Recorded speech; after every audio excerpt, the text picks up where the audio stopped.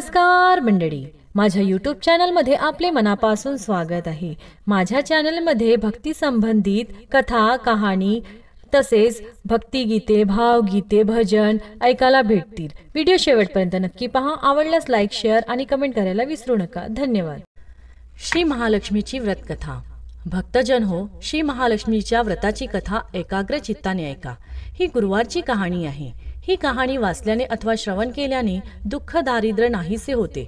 श्री महालक्ष्मीच्या कृपेने सुख, शांती, समृद्धी निर्माण होते। श्री महालक्ष्मीची अनेक नावे आहेत। विविध नावाने तिची पूजा करण्यात येते। श्री महालक्ष्मीची कथा ही द्वापार युगातील आहे। भारतातील सौराष्ट्रातील ही एक घडलेली कहाणी आहे। त्या ठिकाणी भद्रशवा नावाचा राजा राज्य करीत होता। तो शूर होता, पराक्रमी होता। त्याचप्रमाणे धर्मशास्त्राचा त्याचा अभ्यास होता।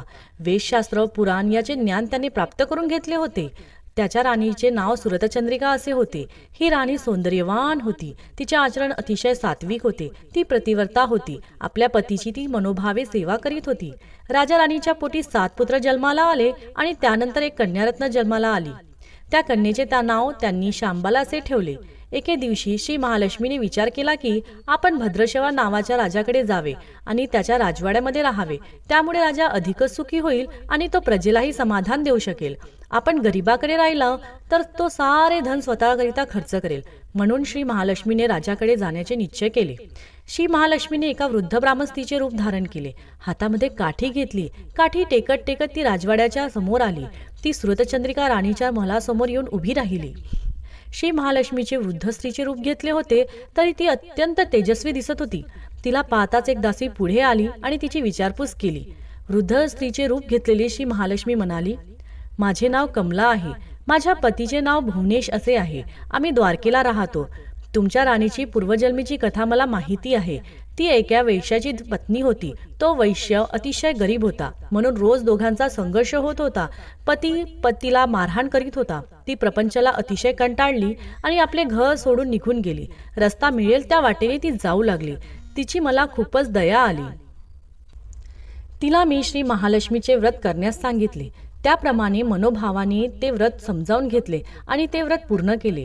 त्यामुळे श्री महालक्ष्मी प्रसन्न झाले। तिची गरिबी संपली। घर धन धान्याने भरून गेले। पुढे पती पत्नी दोघेही मृत्यू पावले। त्यांनी लक्ष्मी व्रत केल्यामुळे त्यांना पुढेही सुख वैभव मिळाले। या जन्मी त्यांच्या राजकुळामध्ये जन्म झाला आहे। राणीला मात्र लक्ष्मी व्रताचा विसर पडला। त्याचे स्मरण करून देण्यासाठी मी इथे आले आहे। हे वयोवृद्ध बाईचे मत ऐकून दासीच्या मनात कुतूहल निर्माण झाले। दासीने वयोवृद्ध बाईला नमस्कार केला। ती म्हणाली, आपण मला देखील श्री महालक्ष्मी व्रताची माहिती सांगा। वयोवृद्ध बाईने दासीस महिमा, पूजाविधी सांगितला। दासीने वयोवृद्ध बाईस नमस्कार करून ती राणीच्या भवनाकडे गेली। तिने घडलेली हकीकत सांगितली। राणीला आपल्या ऐश्वर्याचा फारच अहंकार झालेला होता। संपत्तीमुळे ती उन्मत्त बनली होती। त्या वृद्धेचा निरोप ऐकून ती अतिशय रागाने तिला बोलली। ती खरोखर महालक्ष्मी आहे हे तिला माहितीच नव्हते। राणीच्या अशा प्रकारच्या अहंकारी वागण्याने ती वयोवृद्ध स्त्री म्हणजे श्री महालक्ष्मी राजवाड्यातून बाहेर पडली। थोडे चालून पुढे गेल्यावर तिला शांबाला भेटली। शांबालेला ही घडलेली हकीकत कळताच तिने वयोवृद्ध बाईची क्षमा मागितली। वयोवृद्ध बाईंना तिची दया आली। तिने शांबालेला श्री महालक्ष्मी व्रताची माहिती सांगितली। सुदैवाने तो दिवस मार्गशीर्ष महिन्यातला पहिला दिवस होता। राजकन्येने भक्ती भावाने श्री महालक्ष्मी व्रत केले। त्यामुळे तिचा विवाह सिद्धेश्वर राजाचा राजपुत्र मालाधर याच्याशी थाथामाटाने संपन्न झाला। तिला सर्व प्रकारचे वैभव प्राप्त झाले। तिचा प्रपंच सुखाने सुरू झाला। दोघे पती पत्नी आनंदाने राहू लागले।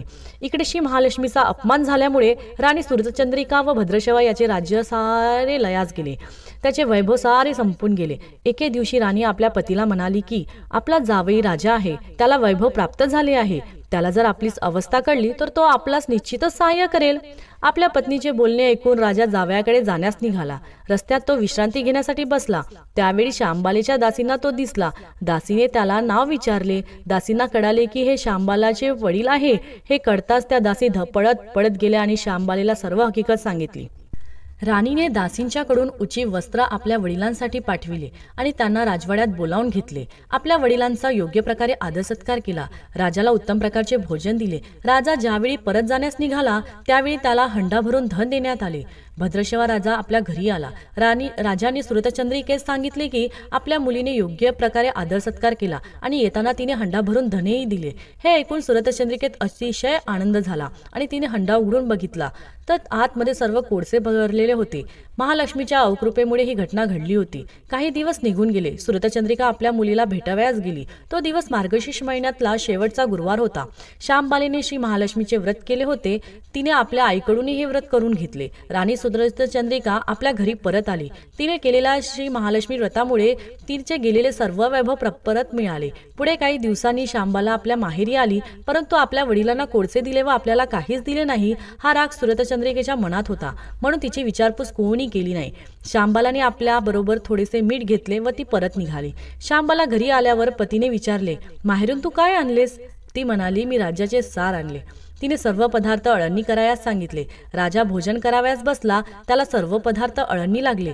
तिने ताटात थोडे मीठ वाढले, त्यामुळे अन्नपदार्थ रुचकर लागले. श्यामबाला म्हणाली, हेच राज्याचे सार.